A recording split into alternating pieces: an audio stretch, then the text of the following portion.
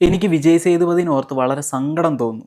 പുള്ളിക്കാരൻ ആഴ്ചയ്ക്ക് വരുന്നത്, നിങ്ങൾ അവിടെ പണിയെടുത്തില്ല, നിങ്ങൾ എന്തിനാണ് അവിടെ പോയി കിടന്ന് ഉറങ്ങിയത്, ഇങ്ങനെ ബാലിശമായിട്ടുള്ള പ്രശ്നങ്ങൾ അവിടെ കണ്ടസ്റ്റൻ്റ് ഉണ്ടാക്കാതെ കുറച്ചും കൂടെ ചർച്ചയാക്കാൻ തക്ക വിധത്തിലുള്ള കാര്യങ്ങളൊക്കെ പറയാൻ ശ്രമിക്കുക.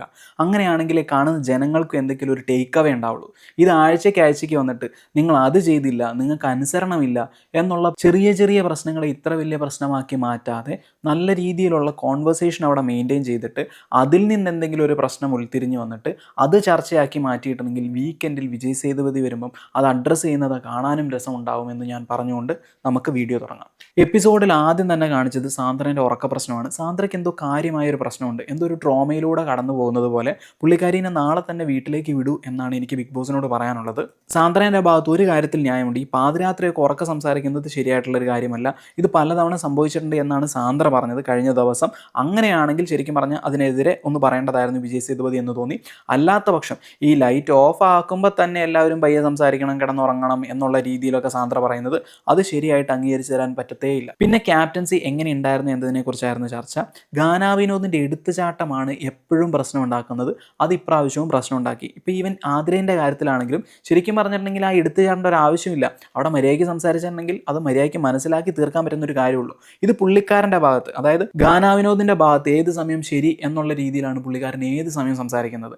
ആരെങ്കിലും എതിരെ പറഞ്ഞിട്ടുണ്ടെങ്കിൽ പുള്ളിക്കാരൻ വോയിസ് റേസ് ചെയ്യും, എന്നിട്ട് സംസാരിക്കാൻ തുടങ്ങും. അവിടെ നിന്ന് ക്യാപ്റ്റനിൽ നിന്ന് മാറി സംസാരിക്കുന്നത് പോലെയും പല സമയങ്ങൾ വന്നിട്ടുണ്ടായിരുന്നു. ആ എടുത്തുചാട്ടം ഒഴിവാക്കൂ എന്നാണ് ഇപ്പോഴും വിജയ് സേതുപതി പറഞ്ഞുകൊണ്ടിരിക്കുന്നത്.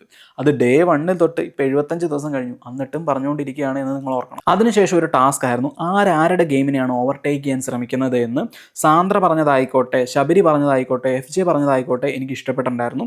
സാന്ദ്ര പറഞ്ഞത് നമ്മുടെ വിക്രം സുഭിക്ഷേൻ്റെ ഗെയിമിനെ ഓവർടേക്ക് ചെയ്യാൻ ശ്രമിക്കുന്നുണ്ട് എന്നാണ്. ഇത് ഞാൻ ഓൾറെഡി സംസാരിച്ചതുമാണ്. അതിനുശേഷം നമ്മുടെ ശബരി പറഞ്ഞത് പാറു കമറുദ്ദീൻ്റെ ഗെയിമിനെ ഓവർടേക്ക് ചെയ്യാൻ ശ്രമിക്കുന്നുണ്ട് എന്നാണ്.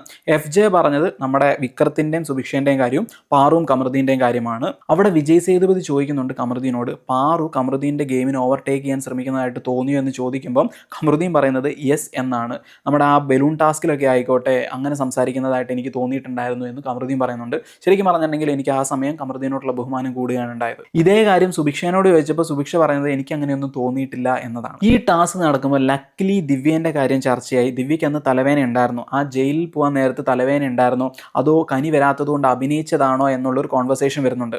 ഇതിന് കോൺവെർസേഷൻ ആയിട്ടുള്ള കാരണക്കാരി എന്ന് പറയുന്നത് സാന്ദ്രയാണ് വിക്രത്തിനോട് പറഞ്ഞത് ദിവ്യ എന്ന് അഭിനയിക്കുകയായിരുന്നു, അത് കേട്ടപ്പോൾ ഞാൻ ഞെട്ടിപ്പോയി എന്നുള്ള രീതിയിലൊക്കെ സംസാരിക്കുന്നുണ്ട്.